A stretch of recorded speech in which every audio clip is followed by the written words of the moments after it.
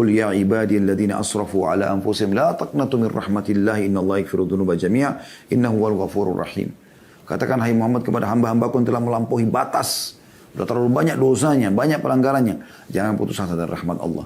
Allah bisa membersihkan semua kesalahan itu. Dan sungguhnya Allah itu zat yang maha pengampun lagi maha penyayang. Ya. Jadi memang Allah subhanahu wa ta'ala memberikan peluang agar kita tidak putus asa. Jadi jangan gagal di satu upaya lalu kita putus asa, tidak. Kita orang Islam adalah umat yang bergerak, umat yang tidak putus asa. Kalau kita gagal di satu usaha, kita akan berusaha yang lain. Kita gagal melamar di wanita ini, kita akan pindah ke wanita yang lain. Kita ikhtiar terus sampai Allah SWT berikan kepada kita yang terbaik.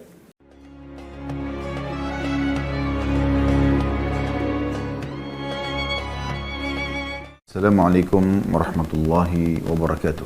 Alhamdulillah. Selalu saja lisan kita memuji Sang Pencipta Allah atas segala nikmat yang dilimpahkan kepada kita. Dan juga selanjutnya kita panjatkan salawat dan taslim kepada utusan Allah Nabi besar Muhammad sallallahu alaihi wa ala alihi wa sahbihi wasallam sebagaimana Allah telah memerintahkan kita untuk mengucapkannya. Semoga saja teman-teman sekalian seluruh amal saleh yang pernah kita kerjakan diterima oleh Allah SWT dengan pahala yang sempurna, serta juga seluruh dosa-dosa yang pernah kita lakukan dimaafkan dan diganti dengan kemahamuran Allah menjadi pahala dengan izinnya. Dan juga semoga sisa umur kita semuanya berisikan amal-amal saleh dan kita meninggal di atas Islam dan iman. Allahumma amin. Tema kita pada siang ini teman-teman sekalian tentang masalah saudaraku inilah rahasia rezekimu. Dan ini tema yang cukup panjang ya. Kalau ingin dibahas mungkin berhari-hari pun tidak akan selesai kalau kita membahas masalah rezeki. Tapi coba kami simpulkan di poin-poin penting. Ini pun juga poin-poinnya sangat padat. Tentang apa itu rezeki dan kiat-kiat apa agar bisa seseorang di antara kita selalu mendapatkan rezeki dari Sang Pencipta Allah Subhanahu wa taala. Yang pertama teman-teman sekalian, kita harus pahami rezeki itu bukan sebatas duit atau uang saja ataupun harta. Kita harus memahami lebih luas makna rezeki itu karena semua yang mencakup kebutuhan seseorang untuk melalui kehidupan di muka bumi ini bahkan di akhirat sana diistilahkan dengan rezeki. Anda diberikan kesehatan, sebuah rezeki. Anggota tubuh Anda juga bisa berfungsi, mata bisa melihat, telinga bisa mendengar, dan yang lainnya juga bisa berfungsi, ini juga rezeki. Anda masih diberikan umur, rezeki. Anda masih diberikan makanan, minuman, rezeki. Dan juga termasuk Anda mendapatkan harta benda, ya rezeki. Nah, cuma kebanyakan orang, dia mengurung makna rezeki di materi saja. Sehingga pada saat dia sehat, namun mungkin secara ekonomi dia biasa saja atau miskin, dia menganggap dirinya tidak mendapatkan rezeki. Atau misal, dia hanya makan hari itu makanan yang menurut dia biasa saja. Dia berharap yang lebih baik dan dia melupakan bahwa itu adalah bagian daripada rezekinya. Ya. Dan seterusnya, semua itu makna rezeki. Dan rezeki itu sangat luas. Sekali lagi saya katakan di dunia kebutuhan kita, kalau terpenuhi namanya rezeki, ya. Dan juga di akhirat, maksudnya orang ke dalam surga, selamatnya dari neraka, ini juga adalah rezeki yang luar biasa. Ya. Jadi ini terkait satu sama yang lainnya. Baik, kita akan bahas teman-teman sekalian, rezeki secara global ini dalam beberapa ayat-ayat Al-Quran yang perlu Anda renungi tentunya, supaya Anda tidak perlu lagi mencari rezeki itu kepada selain Allah Subhanahu wa Ta'ala, terutama kita seorang Muslim. Ya. Kita coba buka surah Az-Zariyat, surah nomor 51, ayat 56 sampai 58. Surah Az-Zariyat, surah nomor 51, ayat 56 sampai 58. Saya akan bacakan. A'udzu billahi minasyaitonir rajim. Bismillahirrahmanirrahim. Wa ma khalaqtul jinna wal insa illa liya'budun. Ketahuilah kata Allah, aku tidak menciptakan jin dan manusia. Kita ada di muka bumi ini terus turun-temurun. Dari bayi, kemudian anak-anak, dan remaja, kemudian menikah, kemudian tua, kemudian meninggal dunia. Itu kecuali semuanya hanya untuk beribadah kepadaku. Lalu Allah mengatakan, itu ayat 56-nya, ayat 57-nya, Ma uridu minhum min rizki wa ma uridu an yut'imun. Aku tidak menghendaki rezeki sedikit pun dari mereka, kata Allah. Dan aku tidak menghendaki supaya mereka memberiku makan. Nah, jadi Allah Subhanahu wa Ta'ala sini menyebutkan kalau mereka pun ibadah, sholat, puasa, dan mengerjakan semua ketaatan, Allah tidak butuh balasan apa-apa dari semua itu. Allah tidak butuh rezeki, artinya makna rezeki tadi yang sangat luas itu, ya, bukan hanya sekedar harta. Lalu Allah menjelaskan di ayat 58 dan ini inti daripada penyampaian masalah rezeki. Innallaha huwar razzaqu dzul quwwatil matin. Sesungguhnya Allah dialah zat yang maha pemberi rezeki yang mempunyai kekuatan lagi sangat kokoh. Artinya tidak akan pernah habis stoknya. Allah tidak akan pernah memutus hambanya kalau mereka meminta. Bahkan ada yang tidak diminta pun diberikan. Seperti kasus sekarang kita menarik nafas. Bernafas ini kita tidak minta kepada Allah SWT. Allah sudah kasih. Anda bisa melihat layar Anda sekarang. Mata kita menangkap cahaya sehingga kita bisa melihat, ini juga sebuah rezeki. Anda bisa mendengarkan sekarang suara saya, sebuah rezeki. Ya, telinga Anda masih berfungsi. Mungkin tangan Anda masih memegang handphone dan coba membuka juga ayat-ayat Al-Quran yang kami sebutkan tadi, aplikasi Al-Quran juga sebuah rezeki. Berfungsinya jari-jari kita semuanya. Ya. Hati kita tersentuh, pikiran kita mulai mencerna dan akhirnya berpikir. Ini juga rezeki yang luar biasa. Ya. Dan Allah tidak akan pernah berhenti memberikan rezeki hamba-hambanya. Anda tahu ayat kursi. Ya. A'udzu billahi minasyaitonir rajim. Allahu la ilaha illa huwal hayyu al-qayyum. Ya, hayyul qayyum. Ini Al-Baqarah surah nomor 2 ayat 255. Ayat kursi yang masyhur Anda dianjurkan baca setelah pas salat, Anda dianjurkan baca di zikir pagi petang, membaca pada saat merasa tidak tenang hati, pada saat mau tidur kita membaca ayat kursi. Artinya Allah yang tidak ada Tuhan yang berhak disembah kecuali Dia, yang maha hidup dan terus menerus mengurus makhluknya, memenuhi kebutuhan-kebutuhannya. Bukan cuma kita manusia, jin, bukan cuma jin juga, hewan-hewan, tumbuh-tumbuhan. Ya, dari segala sesuatunya diberikan rezekinya. Dari kita masih di kandungan ibu kita, di dalam kantong air, dan saya terus ya sampai hari ini teman-teman masih merenungi bagaimana bayi bisa hidup dalam sebuah kantong yang penuh dengan air dan dia bisa hidup. Terlebih lagi saat-saat menjelang mau melahirkan atau lahir, bagaimana kepalanya sudah di bawah ya. Kita bayangkan kalau kita berada di sebuah kolam, ya, berenang pun kalau kepala kita yang lebih dalam ke bawah dibandingkan kaki, itu jauh lebih ada tekanan air sebenarnya. Dan itu sulit sekali untuk bernafas, tapi Allah mudahkan. Dan Allah jamin rezekinya selama 9 bulan. Apapun yang diminum dan dikonsumsi oleh ibunya, dari vitamin, makanan, nutrisi umumnya, maka akan sampai kepada dia saripatinya dengan hikmah Allah Subhanahu wa taala. Oleh karena itu teman-teman sekalian, Allah menjamin semua itu. Dan kita harus menyadari masalah ini. Dan dalam masalah ini teman-teman sekalian ada sebuah ceramah yang pernah saya dengarkan ya dari salah satu dosen di Ummul Qura.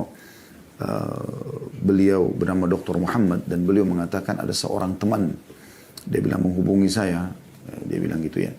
Dia menceritakan orang ini butuh modal, butuh melunasi utangnya. Intinya dia sangat butuh sekali. Kemudian dia telepon Dr. Muhammad lalu dia mengatakan, saya butuh sekali rezeki.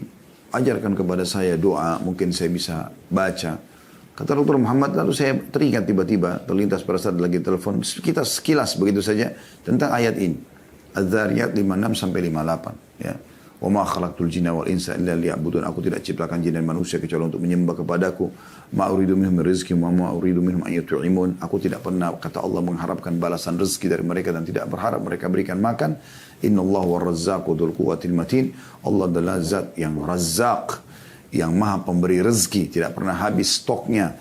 Selalu siap setiap saat memberikan siapapun yang memohon kepadanya. Bahkan yang tidak memohon pun diberikan. Ya. Dan mempunyai kekuatan dan sangat kokoh. Artinya tidak akan pernah ada yang bisa menolak apapun yang Allah berikan kepada hambanya. Tidak ada yang bisa menahan itu.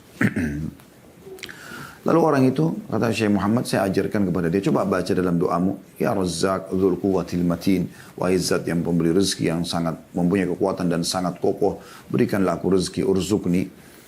Kata orang itu, baiklah, kemudian dia amalkan. Kalau tidak salah ya, saya sudah cukup lama dengan ceramah itu, kalau tidak salah dia mengatakan, sebulan setelah itu atau beberapa waktu setelah itu, saya ditelepon kembali orang tersebut, dia mengatakan, Jazakallahu khairan, razaqani ar-razzaq dzul quwwatil matin bimilyon rial. Artinya, semoga Allah membalas Anda dengan kebaikan. Orang itu bilang kepada Dr. Muhammad ya, sesungguhnya aku telah diberi rezeki oleh Razzaq, sifatnya Allah tadi ya dalam Al-Quran. Zat yang maha pemberi rezeki, dzul quwwatil matin, yang sangat punya kekuatan dan sangat kokoh. Saya dikaruniai dengan 1 juta rial. Ya. Ini salah satu yang berhubungan dengan ayat ini saja. Tentu ayat ini tidak, walaupun tidak dihubungkan dengan kisah Dr. Muhammad tadi, siapapun ya bisa mengamalkan dengan diikuti dengan keyakinan. Kemudian teman-teman sekalian, kita lihat dalam ayat-ayat Al-Quran agar kita menyadari tentang masalah rezeki ini. Anda bisa buka juga di dalam surah Ar-Rum, ya, surah nomor 30 dalam Al-Quran ayat 40. Ya. Anda bisa buka di aplikasi supaya bisa baca terjemahnya sekalian ya. Dan kita banyak membaca ayat Al-Quran di sini.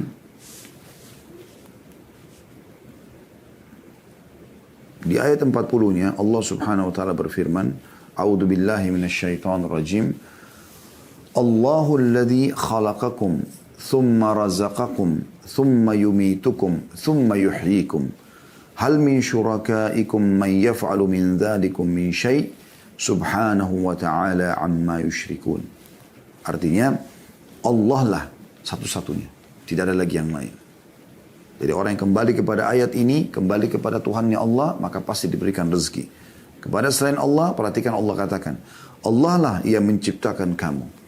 Tidak ada yang menciptakan kita dari tidak ada menjadi ada kecuali Allah. Kemudian memberimu rezeki, nafas, cahaya bisa ditangkap oleh mata sehingga bisa memantulkan kembali dan melihat, telinga yang bisa menangkap suara sehingga kita mengerti apa yang sedang ditujukan kepada kita dari ucapan orang di hadapan kita. Tangan bisa menjamah, kaki melangkah dan seterusnya.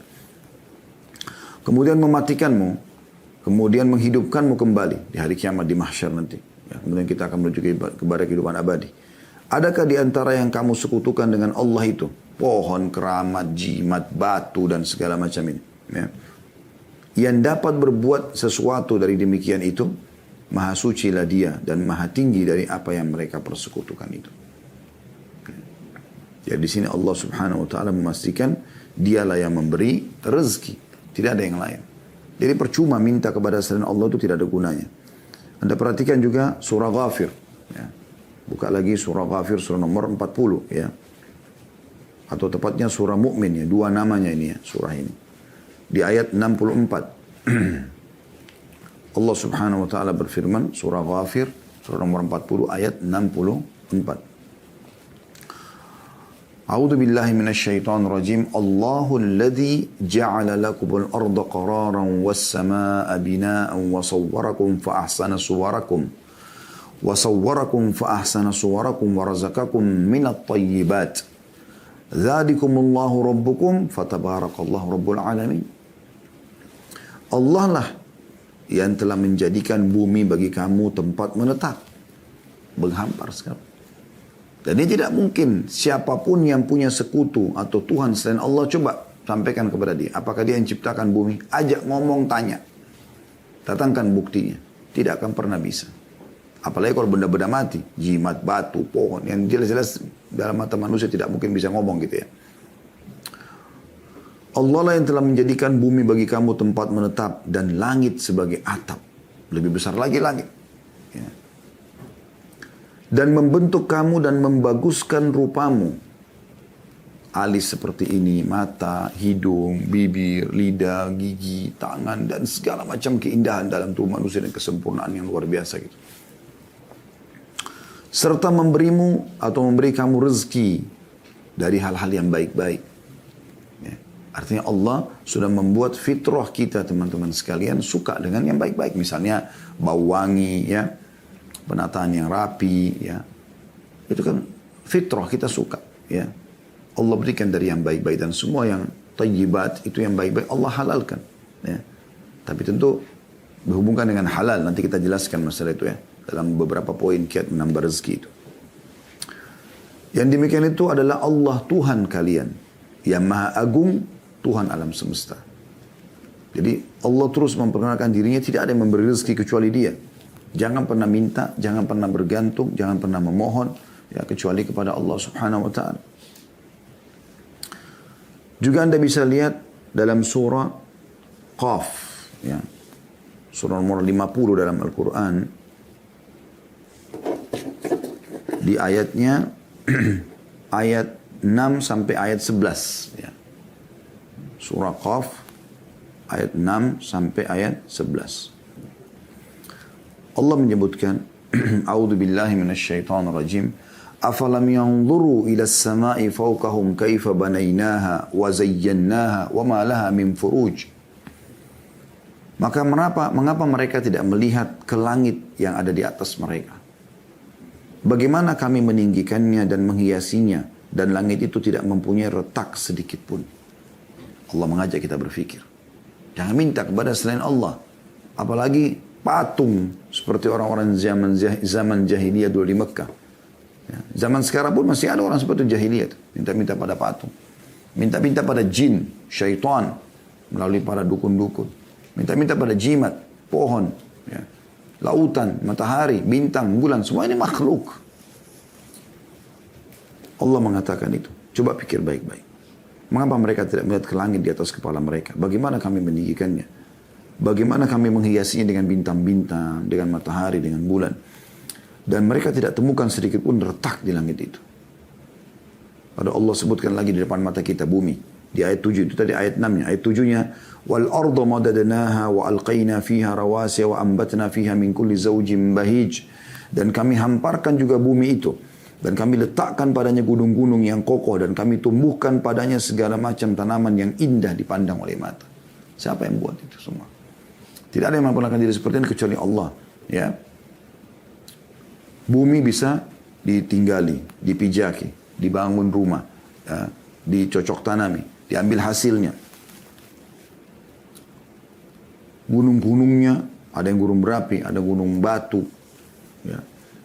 Anda bisa lihat dan macam-macam ada ilmu pengetahuan manusia yang Allah berikan supaya mereka mempelajari semua itu sebagai tanda keajaiban. Dan ujung-ujungnya mereka harusnya kembali, oh berarti penciptanya luar biasa nih. Sampai begini komposisinya, ya, sampai begini ukurannya, sampai begini kekokohannya, lebarnya dan seterusnya.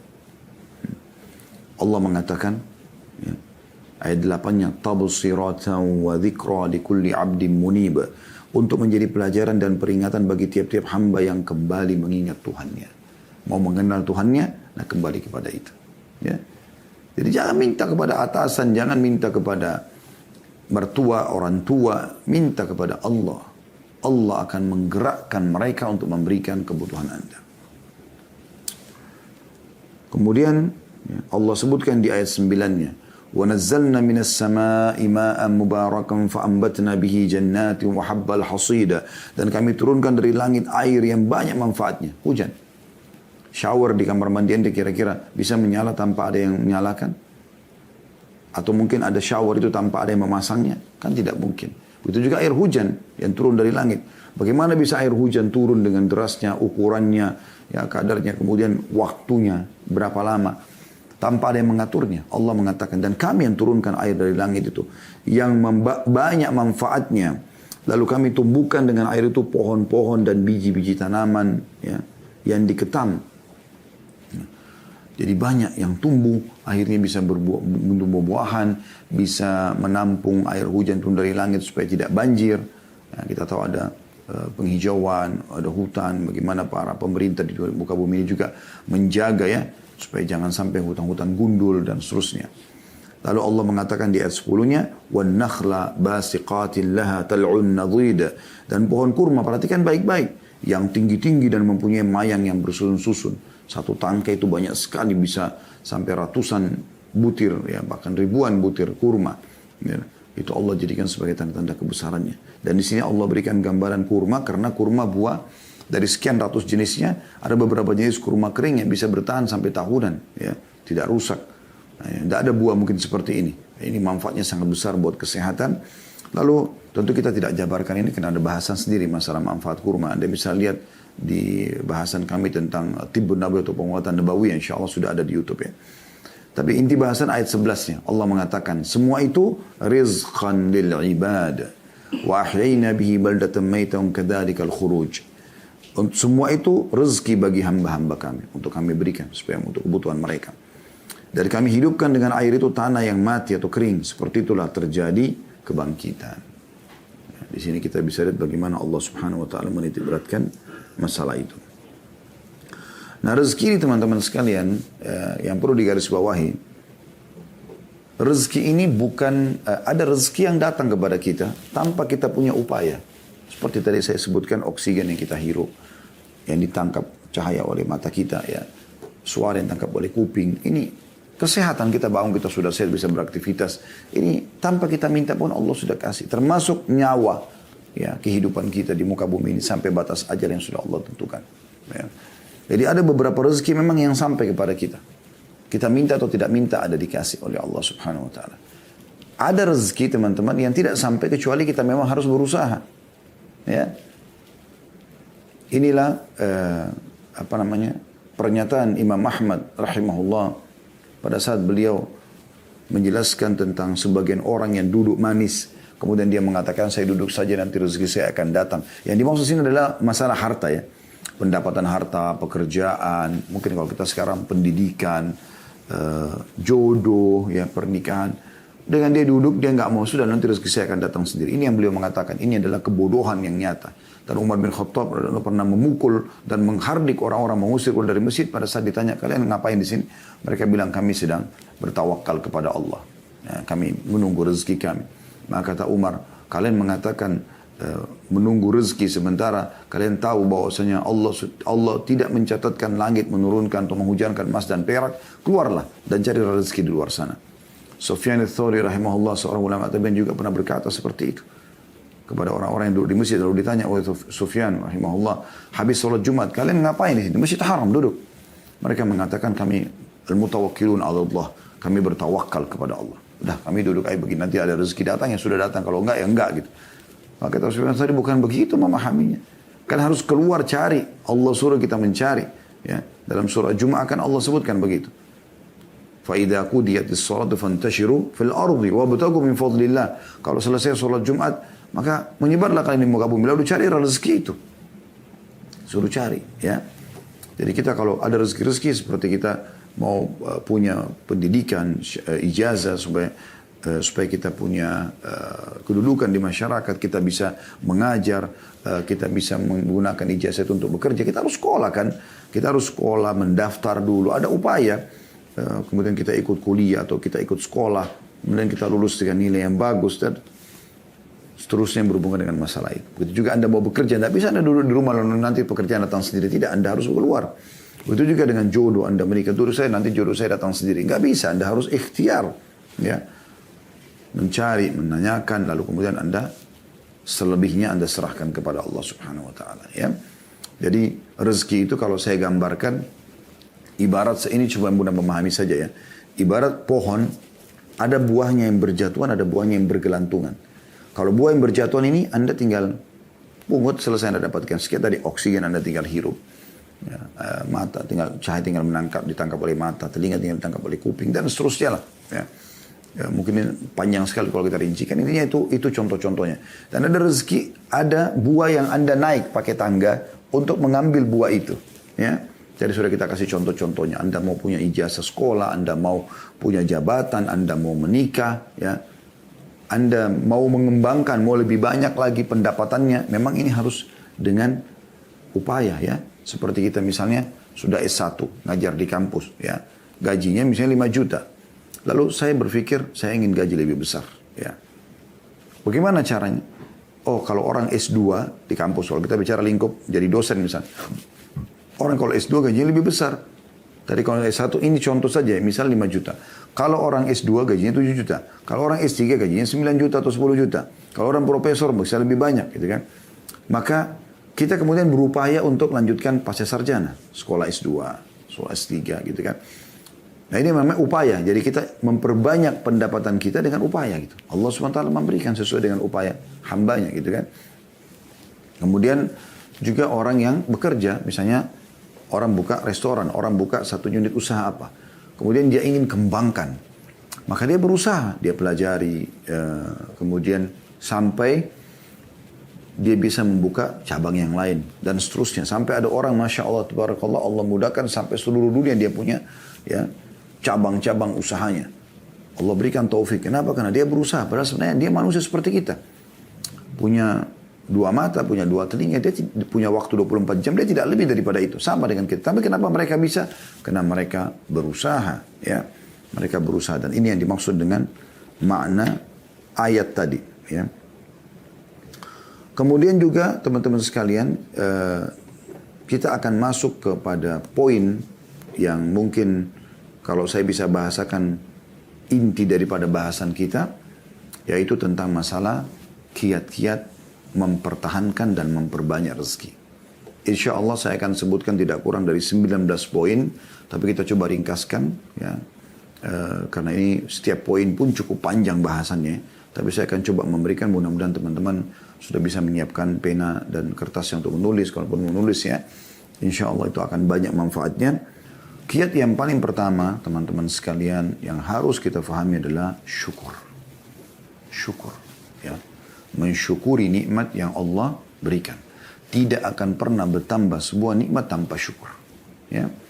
Dan ingat, tolok ukur melihat nikmat itu adalah dengan pandangan agama. Jangan pernah mengikuti hawa nafsu Anda.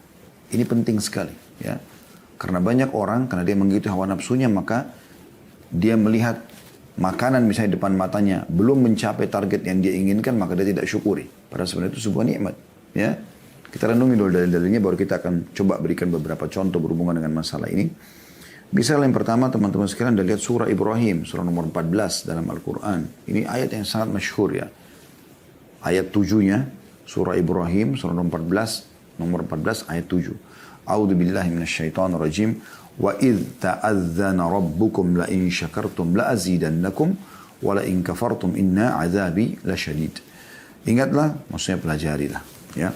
Katakanlah Tuhanmu memaklumkan atau menyampaikan, mengikrarkan, dan juga Allah menetapkan sebagai sebuah peraturan. Sesungguhnya jika kamu bersyukur pasti ya, aku akan tambah, dan jika kamu mengingkari dalam kurung nikmatku, maka sungguhnya siksaku amat pedih. Anda bisa lihat di sini bagaimana Allah Subhanahu wa taala menekankan masalah itu, syukur. Dan kalimat syukur itu alhamdulillah, sederhana sekali. Tidak mengambil energi, tidak mengambil banyak waktu. Dan perlu Anda aplikasikan syukur itu dalam realita. Ya. Seperti misalnya, selain lisan kita bersyukur, hati kita meyakini, kita juga realitakan itu. Maksudnya, bisa kita diberikan makanan, kita juga berbagi pada orang. Ya.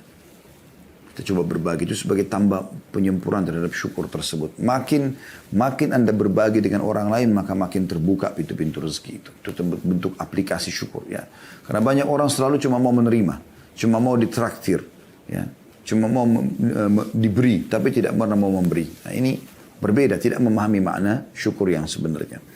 Juga Anda bisa lihat Allah SWT sebutkan dalam surah Al-Ankabut, surah nomor 29 ayat 17 ya. Surah nomor 29 ayat 17. Silakan Anda buka. Allah berfirman, A'udzu billahi minasyaitonir rajim.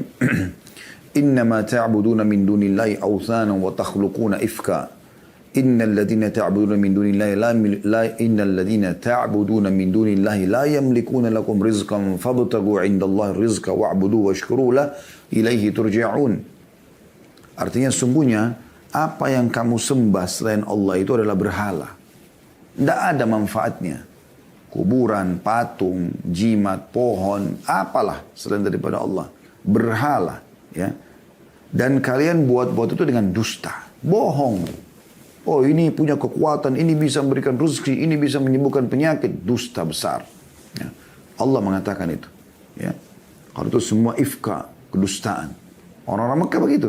Mereka bawa patung, yang uniknya mereka yang datangkan batu itu, mereka yang pahat, mereka yang ukir, mereka yang bentuk matanya, hidungnya, mulutnya, mereka yang warnain, mereka yang kasih nama, lalu mereka panggil Tuhan. Ini kebodohan yang luar biasa. Gitu kan? Berapa banyak orang juga begitu dalam sholat. Iyyaka na'budu wa iyyaka nasta'in. Hanya kepadamu kami menyembah, hanya kepadamu kami minta tolong. Habis salam, minta pada kuburan di sebelah masjidnya. Lalu mana komitmen tadi Anda katakan hanya kepadamu, hanya kepadamu. Imam Nawawi rahimahullah mengatakan, aku heran melihat orang-orang yang meminta-minta pada kuburan. Padahal sebenarnya dalam kuburan itu orang seperti dia yang sudah jadi tulang belulang. Kalau kita yakin kuburan orang soleh itu bisa memberikan manfaat kepada kita, kenapa kita tidak yakin kepada pencipta dia, pencipta tanah dan batu nisan itu adalah Allah yang lebih mampu. Dan Allah Al-Hayyul Qayyum, zat yang maha hidup dan terus-menerus mengurus makhluknya. Itulah yang dilakukan oleh para sahabat Nabi Ridwanullahi alaihim. Sendal mereka putus, mereka angkat tangan ke langit mengatakan, Ya Allah berikan aku rezeki. Minta kepada Allah Apapun Allah menyuruh kita manja kepadanya. Minta. Makanan, minuman, apa saja. Dalam sebuah diskusi riwayat Bukhari kan begitu. Ya. Kata Allah SWT, wahai anak Adam. Ya. Kalian semua lapar kecuali yang kuberikan makanan, mintalah makanan padaku. Kalian semua haus kecuali yang kuberikan minuman, maka mintalah minuman kepadaku. Kalian semua tidak menggunakan pakaian kecuali aku berikan, mintalah kepadaku. Allah SWT suruh minta kepadanya. Minta. Allah selalu suruh kita minta, manja kepadanya. Kenapa nggak mau? Ya. Tapi banyak orang menipu dirinya sendiri. Bahkan saya pernah ketemu dengan seorang ikhwah. Waktu awal-awal dia hijrah, dia memberikan kepada saya sebuah benda gitu. Benda ini seperti kaca gitu. Tiba-tiba dicelupin di air, lalu kemudian dia bilang, Ustaz coba minum airnya, saya minum. Terus kemudian ditekan tangan saya dari belakang katanya. Saya coba praktekin. Ya. Habis itu dia bilang, lebih ringan kan Ustaz? Saya bilang, akhi, ini kebohongan. Pastikan antum ini membeli barang ini dari orang-orang yang tidak benar. Dari dukun dan seterusnya. Mereka menjual ini. Dia bilang, ya Ustaz, saya beli ini 5 juta. Ya, ini kebohongan. Dibohongi, menipu orang. Allah tidak pernah seperti itu. Allah menyuruh kita memohon kepadanya. Allah menyuruh kita berbagi sama orang lain, lalu Allah berikan kepada kita, iya. Itu iya. Tapi pergi ke dukun-dukun ini semua ifka, kedustaan, kebohongan ini. Dan Allah mengatakan, saya ulangi, sungguhnya apa yang kamu sembah selain Allah itu adalah berhala. Dan kamu berbuat dusta dengan itu. Sesungguhnya yang kamu sembah selain Allah itu tidak mampu memberikan rezeki kepadamu. Tidak akan pernah mampu memberikan rezeki kepadamu. Maka mintalah rezeki itu dari sisi Allah saja. Dan sembahlah dia, tunduk dan patuh kepadanya. Dan bersyukurlah kepadanya. Ya, ini saksi bahasan kita. Ya, hanya kepadanya lah kamu akan dikembalikan. Ini penting teman-teman sekalian. Ya. Kemudian juga bagaimana Allah sebutkan dalam surah Saba, surah nomor 34 dalam Al-Quran tentang negeri Saba. Ya. Itu di ayat 15-nya. Di ayat 15. Allah Subhanahu wa taala berfirman, "Laqad kana li saba'in fi maskanihim ayah. Jannatani 'an yaminin wa shimal. Kulu min rizki rabbikum washkuru lah. Baldatun tayyibatun wa rabbun ghafur."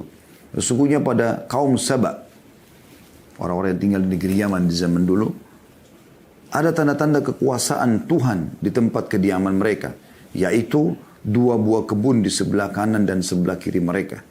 Lalu dikatakan kepada mereka, makanlah olehmu dari rezeki yang dianugerahkan Tuhanmu dan bersyukurlah kepadanya. Nikmati, syukur. Negerimu, kalau kau bersyukur kepada Allah, ya, akan menjadi negeri yang baik, makmur, subur, dan Tuhanmu juga maha pengampun. Artinya kalau ada kesalahan pun Allah masih maafkan. Ya. Nah, ini poin penting untuk kita ketahui teman-teman sekalian. Jadi semua negeri yang selalu menyembah Allah, bersyukur kepada Allah, Allah akan limpahkan rezekinya. Semua negeri yang kufur maksiat kepada Allah, Allah akan datangkan cobaan-cobaan yang akan menahan rezeki-rezeki mereka. Ya. Ini penting untuk digarisbawahi teman-teman sekalian. Bahkan subhanallah kadang-kadang ada hal-hal yang kita anggap bukan rezeki, sebenarnya rezeki dari Allah Subhanahu wa taala. Ini sering saya kasih contoh tapi saya ingatkan kembali ya. Seperti misalnya lapar, haus, capek, ya. Banyak orang menganggap ini siksaan. Karena kalau ditanya apakah Allah mau lapar, dia bilang tidak mau. Apakah mau haus, dia bilang tidak. Capek enak enggak? Enggak enak. Ya. Padahal sebenarnya lapar itu teman-teman adalah rezeki dari Allah agar kita bisa merasakan nikmatnya makanan. Ya. Coba kalau Anda kenyang, Anda tidak tahu harus mau makan, Anda tidak tahu nikmatnya makanan itu. Anda cuma tahu ya sudah makan saja. Ya. Apa yang mau makan, mau manis, asam, pedas, oke kita pilih. Tapi kalau orang lapar teman-teman, dia tahu bagaimana nikmatnya makanan itu. Ya. Begitu juga dengan orang haus, dia tahu nikmatnya dahaga itu, dia tahu nikmatnya minum. Begitu juga dengan capek. Anda kalau dari pagi sampai malam tidur terus, kemudian malam disuruh tidur lagi, mungkin Anda tidak bisa tidur. Tapi kalau dari pagi sampai malam Anda bekerja, Anda capek sekali. Dan malam Anda istirahat walaupun cuma 2-3 jam, nikmatnya luar biasa. Harusnya mulai sekarang, kalau kita lapar, haus, capek, jangan lagi mengatakan, aduh lapar, aduh haus, aduh capek. Alhamdulillah lapar. Alhamdulillah haus. Alhamdulillah, capek. Karena semua itu jembatan untuk merasakan nikmatnya atau merasakan besarnya nikmat Allah Subhanahu wa taala. Ya. Ini termasuk ya yang perlu diperhatikan. Yaitu masalah kita bersyukur kepada Allah Subhanahu wa taala. Ya. Selanjutnya teman-teman sekalian, yang kedua yang harus kita perhatikan, ya, kiat untuk mempertahankan dan menambah rezeki yaitu bersedekah.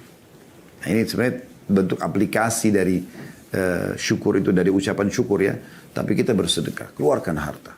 Biasakan bersedekah. Cintai sedekah ini sebagaimana juga Anda suka dan cinta kalau Anda diberi kepada orang. Jadi suka memberi sebagaimana juga kita suka diberi. Ya, seperti itu kurang lebih gambarannya. Dan ini poin yang mesti digarisbawahi karena ini penyebabnya. Penyebab rezeki itu. Perhatikan dalam surah Al-Baqarah.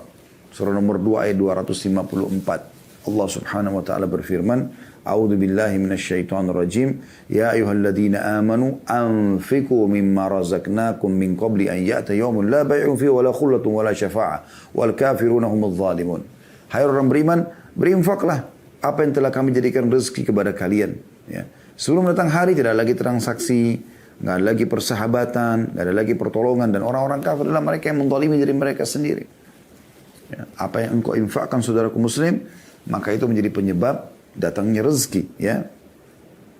Anda bisa lihat juga dalam surah Ibrahim, surah nomor 14 ayat 31 sampai 34, ayat 31 sampai 34. Ya. A'udzu billahi minasyaitonir rajim. Sekali lagi surah Ibrahim ayat 31 sampai 34. Qul li ibadiyalladzina amanu yuqimus salata wa yunfiqu mimma razaqnahum sirran wa alaniyatan min qabli an ya'tiya yawmun la bay'un fihi wa la khilal. Ini ayat 31-nya ya. Yang artinya, katakanlah kepada hamba-hambaku hai Muhammad yang telah beriman, tentu orang tidak beriman tidak tersentuh, tapi orang beriman tersentuh. Hendaklah mereka mendirikan sholat, jaga sholatnya, menafkahkan sebagian rezeki atau harta ataupun rezeki yang kami berikan kepada mereka secara sembunyi-sembunyi ataupun terang-terangan sebelum datang hari kiamat. Pada hari itu tidak ada lagi jual beli dan tidak ada persahabatan. Ya.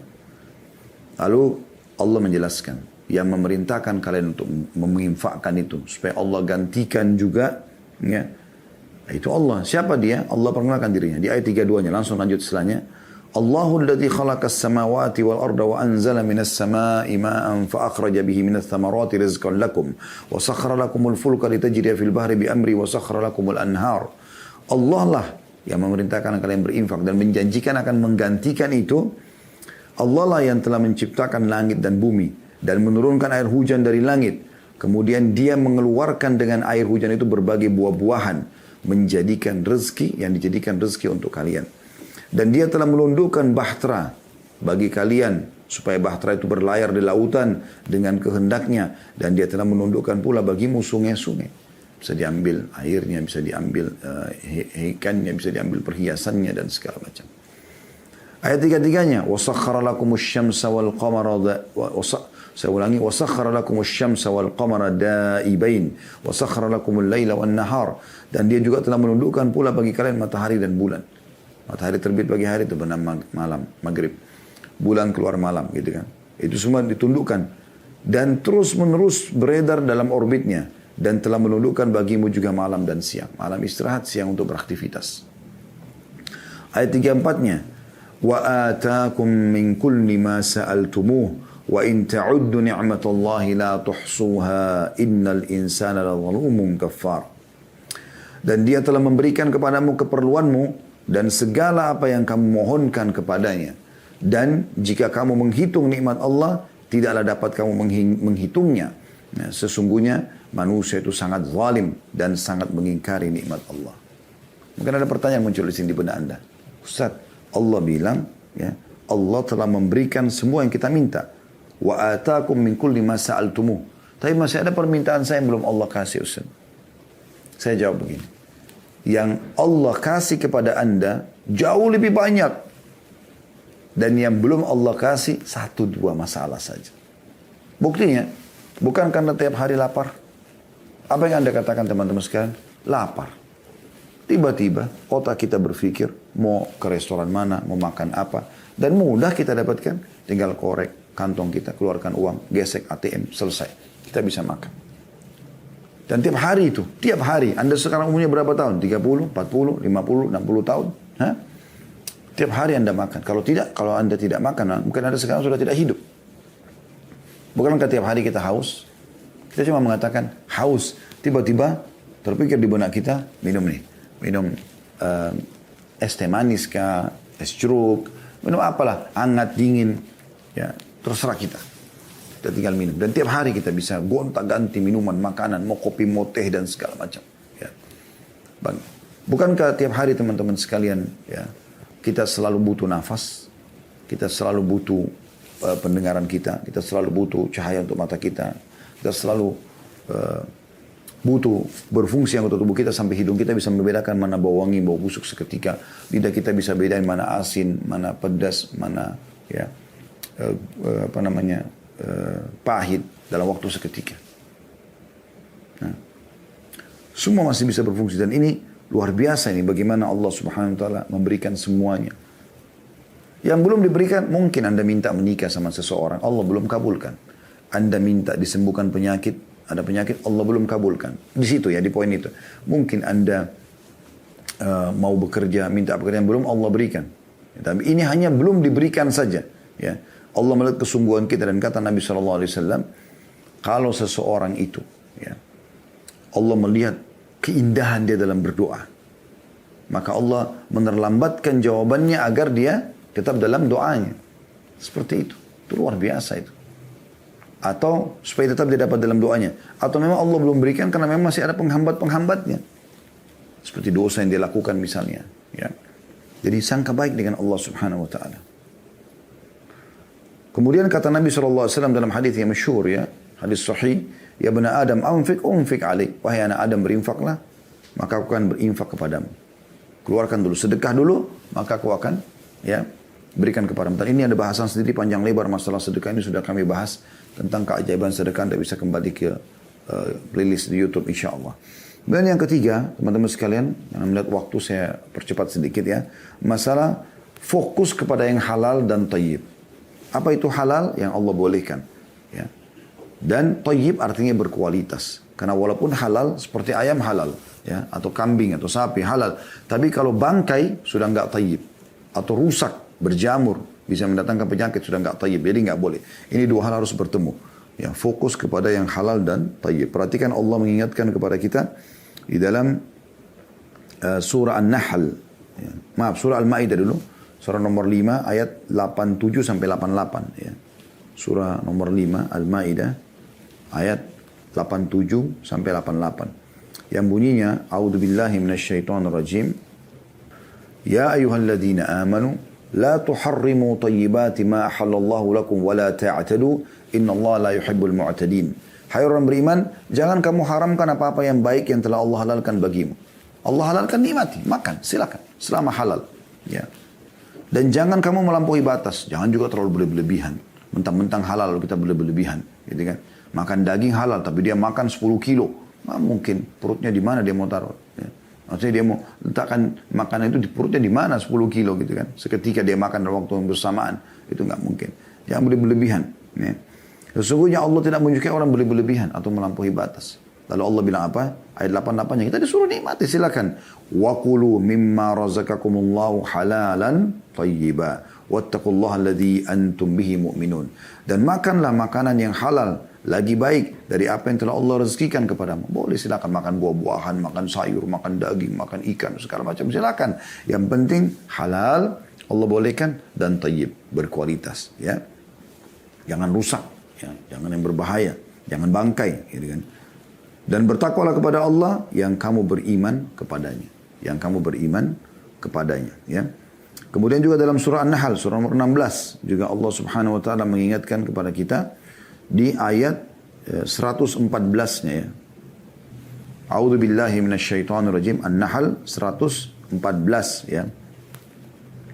Fakulu mimma razaqakumullahu halalan tayyiban washkuru ni'matallahi in kuntum iyyahu ta'budun. Maka makanlah yang halal lagi baik dari rezeki yang telah diberikan ke Allah kepadamu. Dan syukurilah nikmat Allah itu. Jika kamu hanya kepadanya saja menyembah. Ya. Jadi kita disuruh makan yang halal dan thayyib. Boleh, silakan. Ya. Bahkan pernah saya kasih contoh, kalau seandainya Anda masuk ke dalam satu supermarket, Anda mau beli jenis buah, misalnya apel. Apel kualitas A harganya misalnya 200.000 per kilo. Apel kualitas B harganya 100.000. Anda punya kemampuan, Anda bisa beli aja yang A, nggak apa-apa. Dengan niat mensyukuri nikmat Allah SWT, asal tidak berlebih-lebihan tadi. Bahkan Anda bisa mendapatkan pahala kalau Anda mau menikmati itu. Karena Nabi SAW mengatakan dalam sebuah hadis yang dihasankan oleh para ulama, Inna Allaha yuhibbu an yara athara ni'ami ala abdi. Ya. Sesungguhnya Allah suka melihat bekas nikmatnya pada hambanya, gitu kan. Jadi Allah suka melihat kalau kita pakai baju yang bagus, makan yang enak, penampilan yang rapi. Allah suka lihat itu, tapi tidak berlebihan dan sumbernya adalah halal dan thayyib. Yang keempat teman-teman sekalian, memperbanyak istighfar dan taubat kepada Allah Subhanahu wa taala. Ini juga sudah kami pernah jelaskan materi khusus ya 1 jam lebih itu tentang masalah keajaiban istighfar. Ini luar biasa gitu. Ya, jadi usahakan jangan pernah luput istighfar ini dari lisan kita. Dan kita mengambil dalil surah Nuh, surah nomor 71 ya, dalam Al-Quran. Anda bisa lihat ayat 10 sampai ayat 12.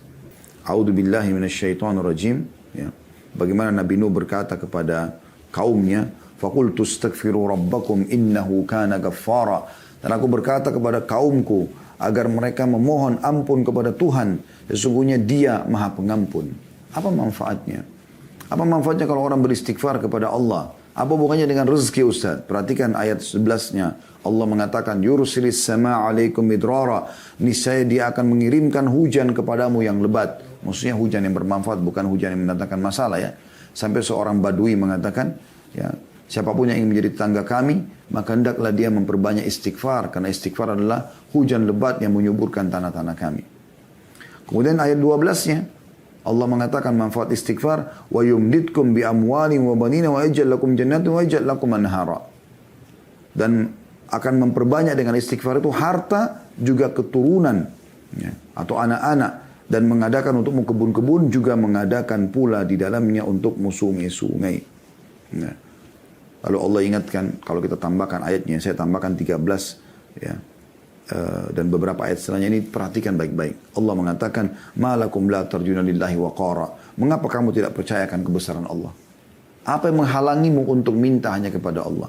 Wa qad khalaqakum atwara, sementara Dia telah menciptakanmu dengan beberapa fase, tingkatan. Dari sperma ketemu sama sel telur, gumpalan darah, gumpalan daging dan seterusnya sampai jadi manusia. Ya.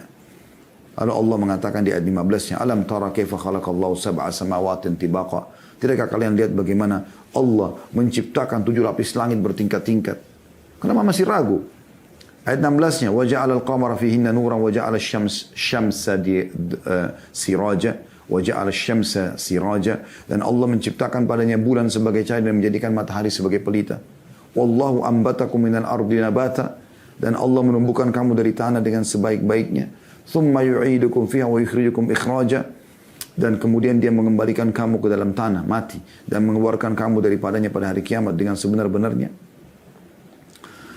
Wallahu ja'ala lakumul arda bisata, dan Allah yang telah menjadikan untukmu bumi hamparan. Wa litasluku fiha subulan fijaja, agar kamu menjalani jalan-jalan luas di bumi itu. Ya.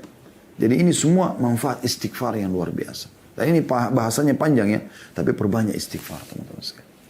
Ini sudah pernah kami jelaskan, masalah ini panjang lebar sekali. Bagaimana Hasan Basri rahimahullah didatangi oleh 3 orang. Yang satu sudah lama nggak punya anak. Ya.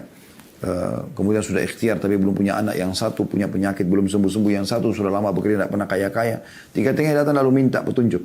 Hasan Basri hanya mengatakan perbanyak istighfar. Perbanyak ya. Bukan cuma istighfar, perbanyak. Ya, perbanyak istighfar itu. Maka Hasan Basri, orang-orang itu pulang lalu Hasan Basri ditanya rahimahullah, kenapa anda cuma mengatakan perbanyak istighfar? Mungkin yang satu tadi butuh tabib atau obat, yang satu mungkin butuh modal, ya. Karena yang satu, 2 orang kan punya penyakit, satu tidak punya keturunan, yang satu sudah lama kena penyakit di perut tapi tidak sembuh gitu. Ini butuh tabib, butuh obat. Yang satu mungkin yang tadi mau menjadi orang kaya butuh modal atau butuh dipandu kepada satu program ya kerja gitu kan. Maka dia mengatakan, bukankah Allah berfirman, lalu dia membacakan surah Nuh ayat 10 sampai 12 tadi. Ya, dan Nuh berkata kepada kaumnya, istighfarlah kalian kepada Tuhan kalian, maka dia akan menurunkan hujan yang lebat dari langit dan memperbanyak untuk kalian harta dan juga keturunan. Gitu kan. Sebagaimana sudah dijelaskan tadi. Kemudian yang kelima, teman-teman, bertakwa kepada Allah SWT. Artinya patuh kepada Allah dalam setiap keadaan. Dan ini Anda bisa lihat dalam surah At-Talaq, ya, surah nomor 65 dalam Al-Quran. Ini banyak sekali manfaat orang bertakwa, dan ini sudah kami jelaskan panjang lebar di di masalah bekal dunia akhirat. Anda bisa kembali kepada playlist YouTube kami, Anda bisa klik cari judulnya bekal dunia akhirat. Kami bahas panjang lebar tentang masalah takwa di situ, definisinya dan semua dalil-dalil berhubungan dengan masalah. Tapi Anda bisa lihat bagaimana masalah takwa ini Allah jelaskan dalam surah At-Talaq, ya. Di ayat 2-nya surah nomor 65, a'udzubillahi minasyaitonir ayat yang masyhur, ya. Wa may yattaqillaha yaj'al lahu makhraja. Siapa yang bertakwa kepada Allah, Allah akan berikan kepadanya makhraja, jalan keluar dari semua permasalahannya. Ya. Kemudian ayat 3-nya wa yarzuqu min haitsu la yahtasib, dan akan diberikan rezeki dari tempat tidak disangka-sangka. Ya. Jadi ini jelas Allah memberikan rezeki. Ini saksi bahasan kita di sini. Ya. Jadi orang yang bertakwa kepada Allah, dan takwa itu artinya patuh. Itu ringkasnya. Bagaimana apa yang Allah perintahkan Anda kerjakan wajib ataupun sunnah, apa yang Allah larang Anda jauhi haram ataupun makruh. Ya. Yang halal Anda nikmati, yang haram Anda tinggalkan. Ya, saya ringkaskan. Kemudian yang keenam, tawakal kepada Allah SWT. Dan makna tawakal adalah menyerahkan, ya, hasil setelah berusaha. Itu tawakal. Dan bedanya dengan tawakul. Tawakul artinya menyerahkan sebelum berusaha. Ya. Pernah ada sahabat begitu datang ke masjid Nabi SAW mau hadir pengajian. Kemudian dia bimbang, ikat nggak sih unta ini? Udahlah, nggak usah ikat. Tawakkaltu ala Allah. Saya bertawakal kepada Allah. Begitu dia masuk masjid, untanya lari. Akhirnya dia bingung. Dia kejar unta tersebut. Dan unta ini cepat sekali lari dan susah untuk dikejar gitu. Intinya dia tidak dapat untanya. Dia pulang ke masjid, pengajian sudah selesai. Nabi SAW tanya, kenapa kamu? Dia bilang, ya Rasulullah, begini ceritanya. Apa kata Nabi SAW? Iqilha wa tawakkal ala Allah. Ikat dulu untamu baru kau tawakal. Masa nggak dikunci mobil sama motor sudah tawakal? Ya dicuri. Ya, itu tawakal namanya. Dan Allah menyebutkan masih dalam surah yang sama dalilnya, ya, dalam surah At-Talaq surah nomor 5 ayat 3-nya. Ya, setelah Allah mengatakan wa yarzuqu min haitsu la yahtasib, kembali kepada ayat tadi, Allah memberikan rezeki dari tempat tidak disangka-sangka bagi orang yang bertakwa. Lalu Allah bilang, wa may yatawakkal 'ala Allah fa huwa hasbuh. Siapa yang bertawakal kepada Allah, maka Allah jadi pencukup baginya. Dan dalam hadis riwayat Ahmad yang sahih, yang masyhur, kalau kalian bertawakal sebenar-benar tawakul, ya, sebenarnya tawakal kepada Allah, maka Allah akan memberikan kepada kalian rezeki sebagaimana Allah berikan rezeki burung yang keluar di pagi hari, kemudian dia pulang sore dalam kondisi perutnya penuh. Dan Imam Ahmad mengatakan, sungguh bodoh kalau ada orang mengatakan duduk aja nanti rezekinya akan datang, ya. Ya, maksudnya akan bertambah dari jenis rezeki yang kedua yang sudah kita jelaskan, ya. Sementara, ya, Allah mengatakan seperti burung yang keluar di pagi hari dan pulang sore hari dalam kondisi perutnya sudah kenyang. Kemudian teman-teman sekalian, kiat yang ke-7, ya, yaitu silaturahim. Ya. Jadi jangan lupa hak-hak kerabat, teman-teman sekalian, hak-hak kerabat. Ya. Dan cukup banyak dalil berhubungan dengan masalah ini. Ya. Ya, di antaranya kita langsung saja ke poinnya, yaitu hadis Nabi SAW. Hadis ini riwayat Bukhari dan Muslim, ya. Man sarrahu an yubsata lahu fi rizqihi wa yunsa'u lahu fi athari falyasir rahimah. Barang siapa yang ingin dilapangkan rezekinya dan dipanjangkan umurnya, hendaklah dia menyambung silaturahim. Dilapangkan rezekinya. Ya, rahim ini orang-orang yang punya hubungan kekerabatan dengan kita. Makanya pun ada sahabat dalam hadis Bukhari juga membawa sebuah kantong dirham. Dia mengatakan, ya Rasulullah, ini ada kantong dirham, saya ingin sedekah. Ada 2 orang target saya. Yang satu punya hubungan kerabat, yang satu tidak punya hubungan kerabat. Yang mana saya dahulukan? Kata Nabi SAW, kalau kau berikan kepada orang yang punya hubungan kerabat, dengan kau akan mendapatkan 2 pahala sekaligus. 2 pahala sekaligus. Yaitu pahala sedekah dan pahala silaturahimnya. Ya. Kemudian juga di dalam hadis yang lain, ya, hadis ini diriwayatkan oleh Bukhari dalam Adab Mufrad. Man ittaqa rabbahu wa wasala rahimahu nusi'a fi ajalihi wa thara ma lahu wa ahabbahu ahluhu. Artinya, siapa yang bertakwa kepada Allah, ini kayak menggabungkan poin tadi, ya, poin nomor 5, takwa kepada Allah. Dan menyambung silaturahim, disambung dengan poin nomor 7 tadi, ya, silaturahim kepada kerabatnya. Niscaya umurnya akan diperpanjang dan hartanya akan diperbanyak serta keluarganya akan mencintainya. Jadi ini jelas sekali bagaimana Allah Subhanahu wa taala melapangkan rezeki dengan silaturahim. Jangan teman-teman begitu Allah berikan Anda rezeki, justru Anda melupakan kerabat. Ada kerabat-kerabat yang miskin, apalagi di sini puncak daripada silaturahim adalah masalah orang tua, kedua orang tua. Ini penting. Ini panjang teman-teman, tapi saya ringkaskan. Kemudian yang ke-8, haji dan umroh. Haji dan umroh. Ya. Ini amal usahakan sering dikerjakan, walaupun sekarang masih tertutup, baru akan dibuka insya Allah, dan semoga Allah kembalikan pulih seperti biasa. Karena Masya Allah jemaah umrah dan jemaah haji kita ini cukup banyak dan semangat, itu sangat bagus. Renungi hadis-hadis Nabi SAW ini. Ya. Di antaranya kata Nabi SAW ya, tabi'u bainal haji wal umrah fa innahuma yanfiyani al-faqra wal dhunuba kama yanfi al-kiru khabath al-hadid wal dhahabi wal fidda wa laysa lil hajjati al-mabrur jazaa thawabun ila al-jannah. Artinya selalulah ya, ikut sertakan antara haji dan umrah. Setelah haji, umrah haji lagi. Begitu terus, usahakan semampunya. Karena keduanya akan menghilangkan kemiskinan, berarti akan jadi kaya. Dan dosa-dosa, bersih dosa-dosanya. Sebagaimana pembakaran menghilangkan karat pada besi, emas dan perak. Sementara tidak ada balasan haji yang mabrur kecuali surga. Ya. Di dalam hadis yang lain, hadis riwayat Ibnu Majah, dan Syekh Albani menghasankan hadis ini, kata Nabi SAW, al-ghazi fi sabilillah wal haji wal mu'tamir wafdullahi da'ahum fa'ajabu wa sa'alu fa'atahum. Sesungguhnya kata Nabi SAW, orang yang berperang jalan Allah, juga orang yang haji serta umrah adalah tamu-tamu Allah. Ya. Allah memanggil mereka, maka mereka pun memenuhi panggilannya. Oleh karena itu, jika mereka meminta, pasti Allah akan berikan kepada mereka. Allah berikan kepada mereka. Jadi mereka minta apapun diberikan. Oleh karena itu, salah satu kunci ya terpenuhi hajat-hajat kita teman-teman sekalian, yaitu bagaimana kita melakukan haji dan umrah. Baik teman-teman sekalian. Selanjutnya kita pindah poin nomor 9. Hijrah. Hijrah. Ya. Hijrah puncaknya adalah hijrah dari negara kafir yang kita tidak bisa ibadah ke negara Islam.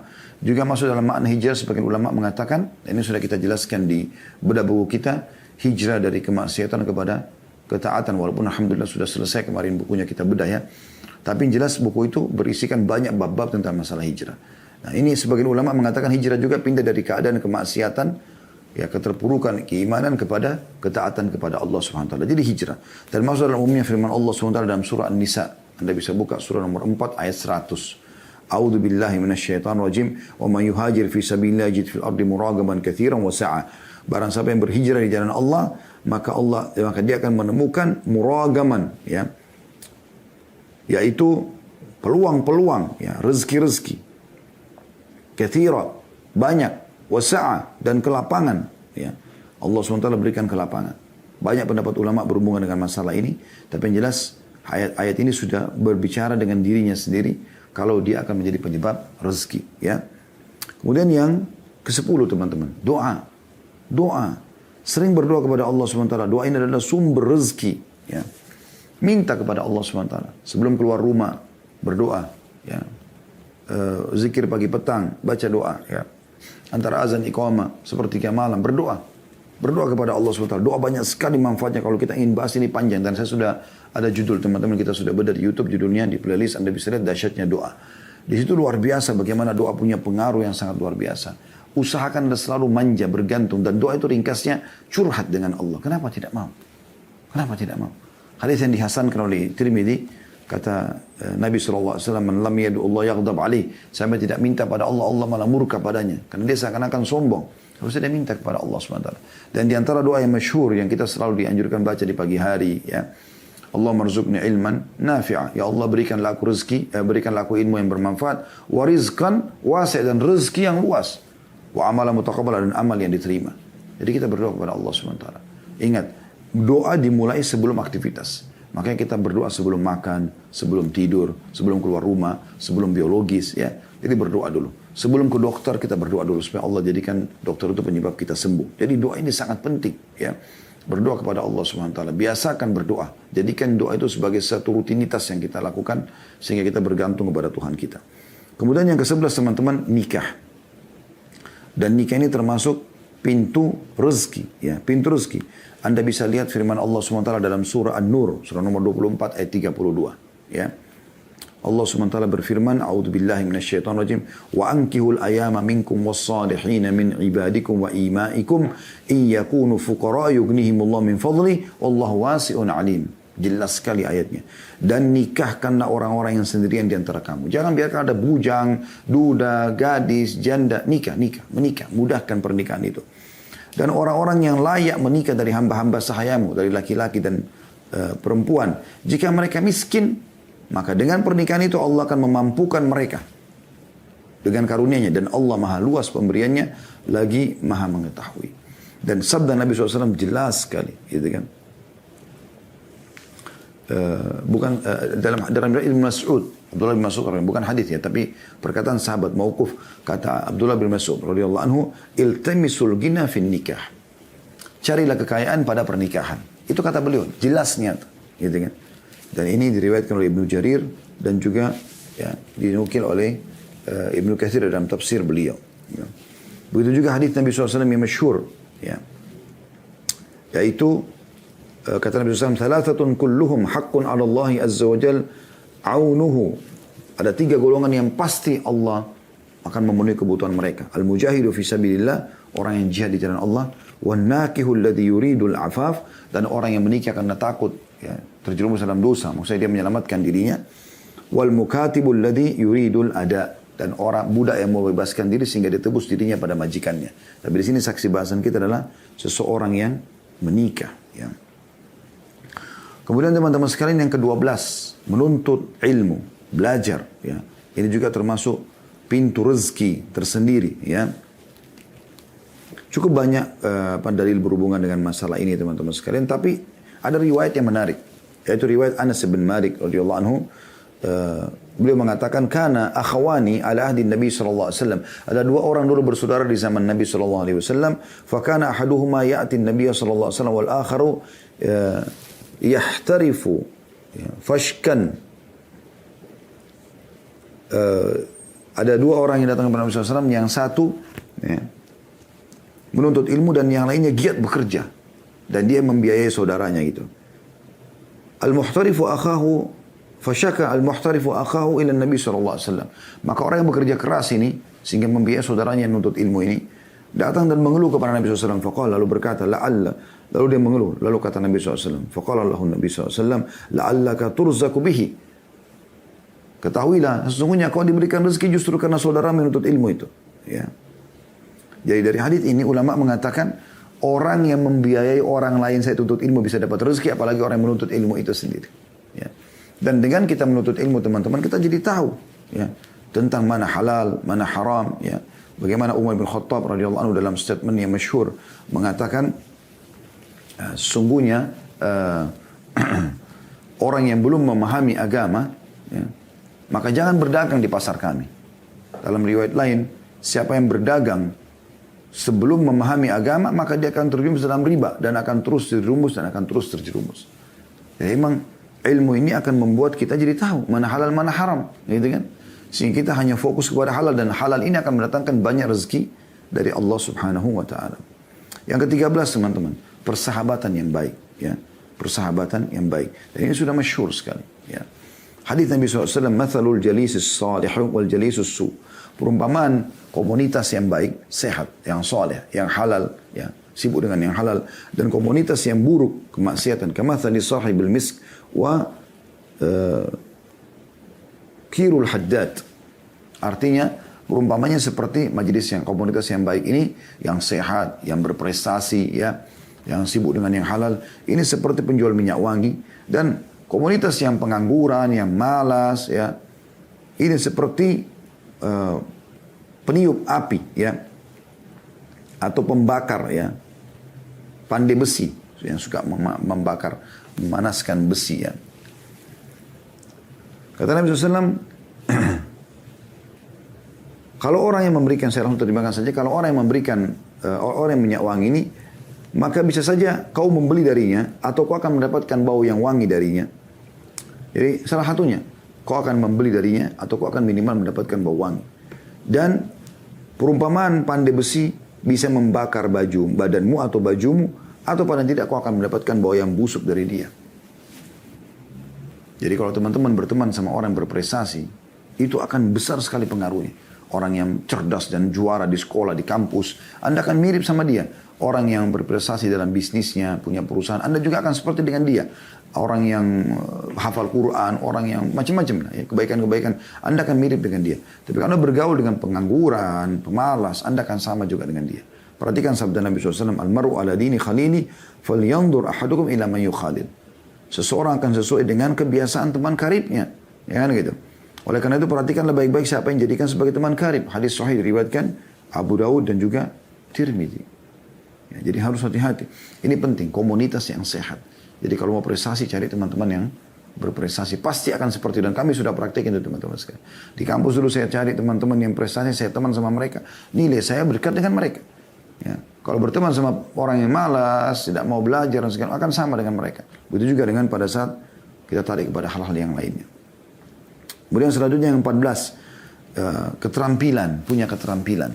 Dan juga teman-teman sekalian, inovatif. Inovatif. Dan ini penting ya. Ini penting sekali. Jadi dalam sebuah hadis yang dihasankan oleh para ulama, kata Nabi SAW, Inna Allah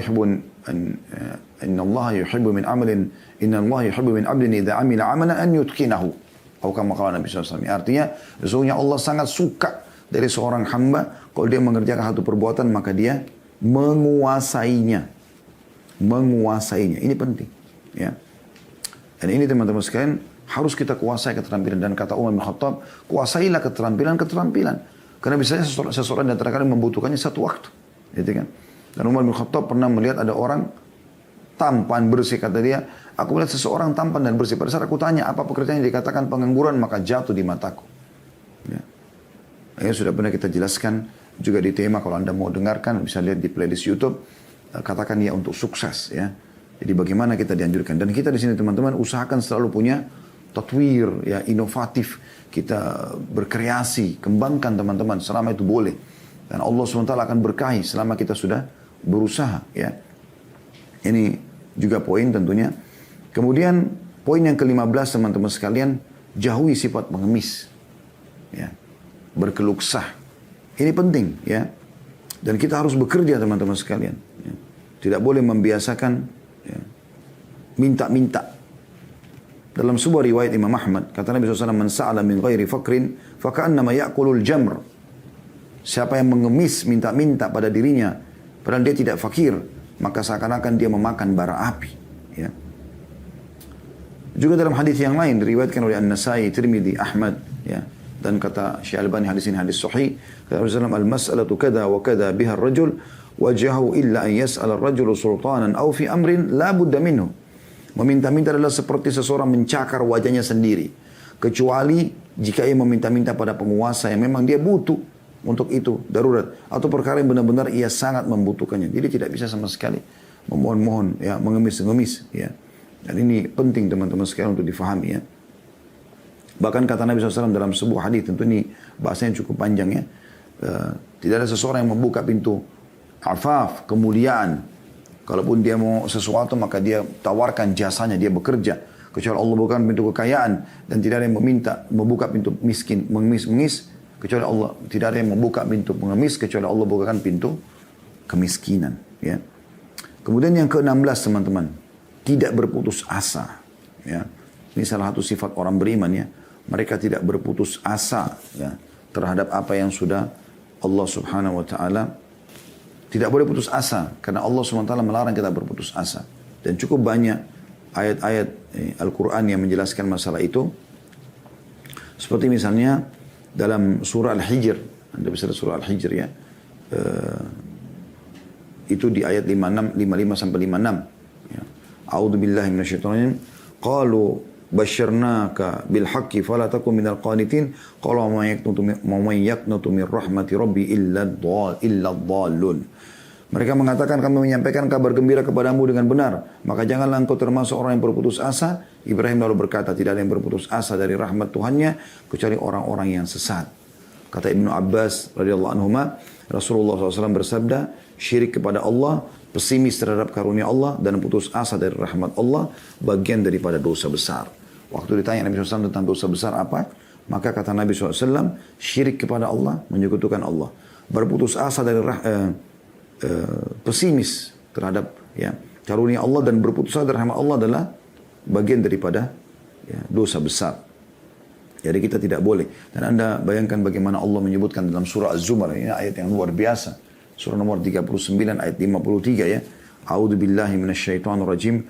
Qul ya ibadiyalladzina asrafu ala anfusihim la taqnatu min rahmatillahi innallaha yaghfiru dzunuba jami'a innahu huwal ghafurur rahim. Katakan hai Muhammad kepada hamba-hambaku yang telah melampaui batas. Sudah terlalu banyak dosanya, banyak pelanggarannya. Jangan putus asa dari rahmat Allah. Allah bisa membersihkan semua kesalahan itu. Dan sungguhnya Allah itu zat yang maha pengampun lagi maha penyayang. Ya. Jadi memang Allah subhanahu wa ta'ala memberikan peluang agar kita tidak putus asa. Jadi jangan gagal di satu upaya lalu kita putus asa, tidak. Kita orang Islam adalah umat yang bergerak, umat yang tidak mau putus asa. Kalau kita gagal di satu usaha, kita akan berusaha yang lain. Kita gagal melamar di wanita ini, kita akan pindah ke wanita yang lain. Kita ikhtiar terus sampai Allah SWT berikan kepada kita yang terbaik. Kemudian yang ke-17 ya, menjauhi semua yang haram, dosa-dosa. Usahakan jauhi semaksimal mungkin ya. Terutama masalah pendapatan ya, pergaulan, maksimalkan, jauhi. Karena dosa-dosa ini bisa jadi penghambat rezeki. Perhatikan hadits Ibnu Majah, kata Nabi SAW, wa innar rajula la yuhramu rizqa bidzambi yusibu. Sesungguhnya seseorang biasanya terharamkan dari rezeki justru karena dosa yang dia lakukan. Ini umumnya, ini bahasan panjang dan ada bahasan kami dulu tentang bahayanya harta haram ya. Ini sudah pernah kita bahas, insya Allah Anda bisa kembali ke tema itu. Tapi yang jelas tidak boleh ada yang haram, Anda hindari. Jangan usahakan, jangan justru seperti sebagian orang begitu jadi kaya raya justru berzina sana sini, justru mabuk-mabukan, justru narkotika. Ini ngawur ini. Harusnya harta itu digunakan untuk bersyukur kepada Allah Subhanahu wa taala dan menjauhi yang haram. Kemudian yang ke-18, menjauhi sifat malas ya. Menjauhi sifat malas. Ini juga termasuk. Nabi SAW berlindung ya. Wa'udzubika minal kasal. Ya Allah jauhkan kami dari sifat malas. Tidak boleh malas teman-teman sekalian. Harus selalu rajin. Kapan ada sifat malas, baca a'udzubillahi minasyaitonir rajim. Ya. Harus kita terus semangat. Ya. Dan ini berhubungan dengan bahasa-bahasa sebelumnya ya. Tapi cukup tadi sabda Nabi SAW bahwasanya beliau berlindung wa'udzubika minal kasal dan jauhkan kami dari sifat malas. Dan yang terakhir teman-teman sekalian, jauhi sifat pelit. Ya walaupun ini ada hubungannya dengan tadi ya, korelasinya dengan masalah bersedekah di poin-poin yang sebelumnya ya. Tadi di poin yang kedua ya. Tapi tetap aja kita khususkan. Karena ada orang, dia kaya raya. Dan dia anggap dirinya sudah bersedekah. Padahal sebenarnya dia pelit. Saya pribadi melihat ini ya, subhanallah. Harusnya makin banyak rezeki Allah berikan, harta yang melimpah pada Anda misalnya. Maka harusnya makin banyak Anda bersedekah. Harusnya gitu kan.